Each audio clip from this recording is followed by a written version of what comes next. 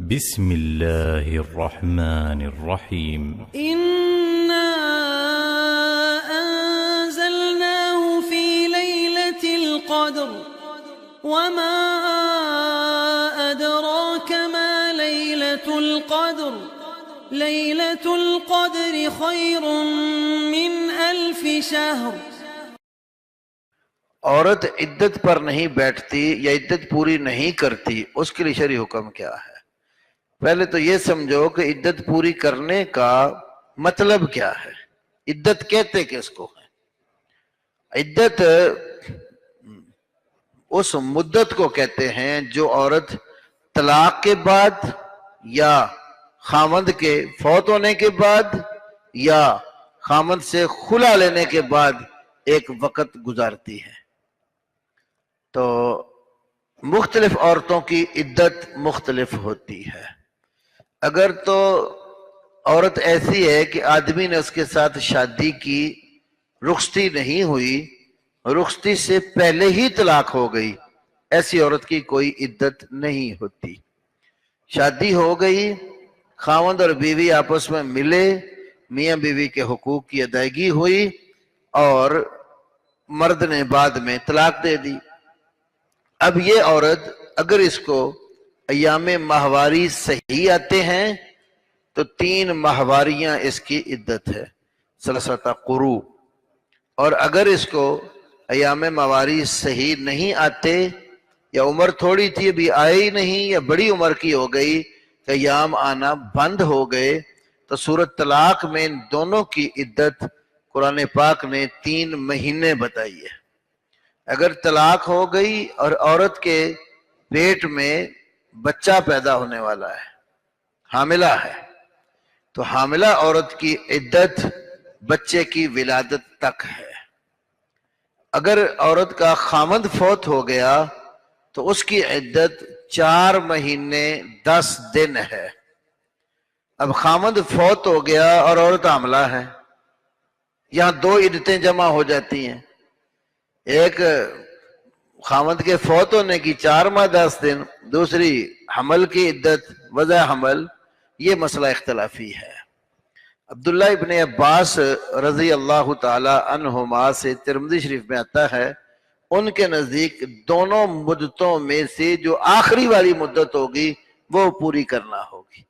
مثلا خامند فوت ہوا، عورت حاملہ تھی، اب 4 ماہ 10 دن سے پہلے بچہ پیدا ہو گیا، تبھی دوسری عدت بعد میں اب چلی گئی، تو وہ عدت 4 ماہ 10 دن پورے کرے گی۔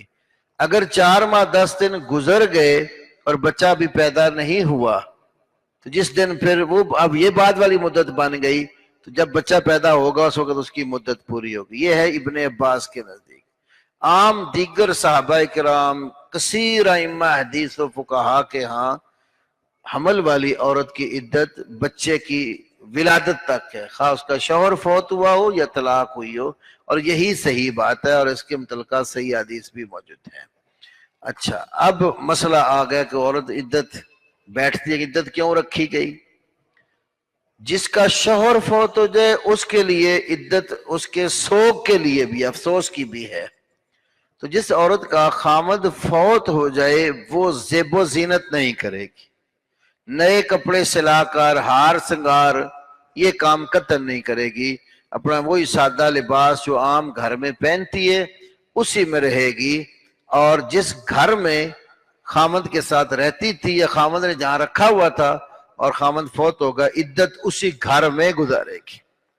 رسول اللہ صلی اللہ علیہ وسلم کے صحابہ میں سے ابو سعید خدری رضی اللہ تعالی عنہ کی ہمشیرہ فریعہ بنت مالک، ان کا خامند فوت ہو گیا۔ وہ اپنے خامند کے ساتھ مدینہ سے باہر ایک ڈیرے پر رہتی تھیں، تو خامند کی وفات کے بعد انہوں نے ارادہ کیا کہ میں اپنے بھائیوں کے پاس بنو خدرہ میں جا کر عدت پوری کر لوں۔ تو رسول اللہ صلی اللہ علیہ وسلم سے اجازت چاہی، پہلے تو آپ نے ہاں کی، لیکن پھر ساتھ ہی بلا کر فرمایا نہیں، کو سی فی بیتک، اپنے گھر کے اندر تو ٹھہری رہے، عدت پوری ہوئی تو پھر بھائیوں کے پاس اپنے قبیلے میں چلے جانا۔ تو خامد فوت ہو جائے تو اس کو تو اسی گھر کے اندر رہنا ہے، بلا ضرورت شرعی گھر سے باہر نہیں نکلے گی. یہاں مثلا بیمار ہو گئی ہے، علاج کرنا ہے، دوائی لینے کے لیے ڈاکٹر پر لے جا سکتے ہیں، اور کوئی شدید ایسا مسئلہ بن گیا، لیکن رات باہر نہیں گزارے گی. اب ایک وہ عورت ہے جس کو طلاق ہو گئی، طلاق یافتہ عورت، اس کے لیے زیب و زینت ہار سنگار قطعاً منع نہیں ہے. اس کے لیے عدت کے اندر دوسری جگہ نکاح کرنا منع ہے. بیوہ کے لیے بھی نکاح بھی منع ہے اور سوگ بھی ہے، لیکن مطلقہ عورت کے لیے زیب و زینت جو ہے وہ کوئی منع نہیں ہے، نہ ہی اس کے لیے کسی دوسری جگہ جانا منع ہے. اس کے لیے صرف عدت کے اندر کسی دوسری جگہ نکاح کرنا منع ہے. اس کے لیے ضروری نہیں کہ وہ جہاں طلاق ہو گئی تو اب اسی گھر بیٹھی ہے، نہیں. ہاں طلاق رجعی ہیں دو، پہلی ہوئی یا دوسری ہوئی، اس صورت میں عورت کو وہیں رہنا چاہیے جہاں خاوند رہتا ہے، تاکہ صلح کی کوئی شکل پیدا ہو جائے. سورۃ طلاق میں فرمایا واسکنوہن من حیث سکنتم من وجدکم، جب عورتوں کو تم طلاق دے دو تو جہاں تم رہتے ہو ان کو بھی وہاں رکھو. ہمارے معاملہ الٹ ہوتا ہے، طلاق کا لفظ نکلا نہیں، یا عورت خود بھاگ جاتی ہے یا پھر وہاں سے لینے آ جاتے ہیں، یا یہ دھکے دے کے نکال دیتا ہے طلاق دینے والا. تو یہ ٹھیک نہیں ہے. طلاق رجعی جو ہوتی ہے جس میں مرد کو صلح کا اللہ نے حق دیا ہوتا ہے، تو قرآن سکھاتا ہے کہ اس وقفے میں اس کو عورت کو وہیں رہنا چاہیے جہاں شوہر کے ساتھ ہے. ہو سکتا ہے ایک وجہ سے ناراض ہوا ہے، طلاق دی، اگلے وقفے میں بیوی کو ایسی صورتحال دیکھ لے کہ ان میں رضامندی ہو جائے اور صلح ہو جائے. جب وہ نکل کے چلی جاتی ہے، اس کو لے جاتا ہے، یہ نکال دیتا ہے نا، بگاڑ پھر بڑھتا ہے.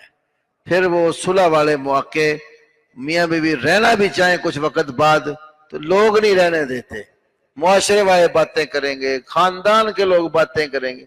ہمارے پاس روز ہی کیس آئے ہوتے ہیں. آج بھی ایک فتویٰ آیا ہوا ہے، پہلے بھی ایک دفعہ لکھ کے دیا، پھر وہ کہتا جی میرے سے بیان ٹھیک نہیں ہوا، دوبارہ میں نے کہا الفی بیان لائے، دوبارہ آیا. اس طرح کے مسائل بڑے اچھے خاصے پڑھے لکھے دنیا کے دار لوگ بھی دین نہیں سمجھتے. طلاق لکھ کر دینے والے جو بیٹھے ہوئے نا باہر کچہریوں کے، انہیں بھی کوئی پتہ نہیں ہے کہ شرعی طریقے سے طلاق کیسے ہوتی ہے. وہ رٹی رٹائی عبارت لکھی ہوتی ہے، یہ بھی جا کر اندھا دھند انگوٹھا لگا دیتا ہے، دستخط کر دیتا ہے، طلاق نامہ تیار ہو گیا. بعد میں پھر پریشان ہوتا ہے جب اپنے مفتی صاحب کے پاس جاتا ہے، وہ کہتا ہے اچھا 3 بار ایک ہی دفعہ کہہ دی ہے، لہذا تینوں ہو گئی ہیں، اب سوائے علالے کے اور کوئی شکل نہیں رہتی. پھر ایسی صورت میں پریشان ہو جاتا ہے، پھر کبھی ادھر جائے گا کبھی ادھر جائے گا. تو طریقہ سمجھنا چاہیے کہ اگر بالفرض گزارا نہیں ہو رہا، عورت کے ساتھ نباہ کی کوئی شکل ہی نہیں سمجھتے آپ لوگ، تو جب عورت ایام ماہواری سے پاک ہو جائے، آپ اس کے ساتھ ملاپ نہ کریں، اس کو ایک طلاق دے دیں. بھئی ایک طلاق دینے سے کام ہو جاتا ہو تو دوسری ضرور دینی ہوتی ہے. سیانا بندہ ہے نا، اس کے پاس میگزین میں 3 اگر کارتوس ہے نا تو شکار مارتا ہے، تو ایک کارتوس سے شکار مر جائے تو دوسرا فائر نہیں وہ کرے گا. بھئی تم نے نہیں رکھنی تو اسلام نے بتایا طلاق دے کر چھوڑ دو، عدت کے اندر صلح نہ کرو. جب عدت گزر جائے گی وہ آپ کے نکاح سے خارج ہے، وہ آپ کی بیوی نہیں ہے. تو اس لیے اس کو یہ حق ہے کسی اور جگہ نکاح کرنا چاہے تب بھی کروا سکتی ہے. اگر ان دونوں کی پھر صلح ہو جائے تو نئے نکاح سے اکٹھے ہو سکتے ہیں.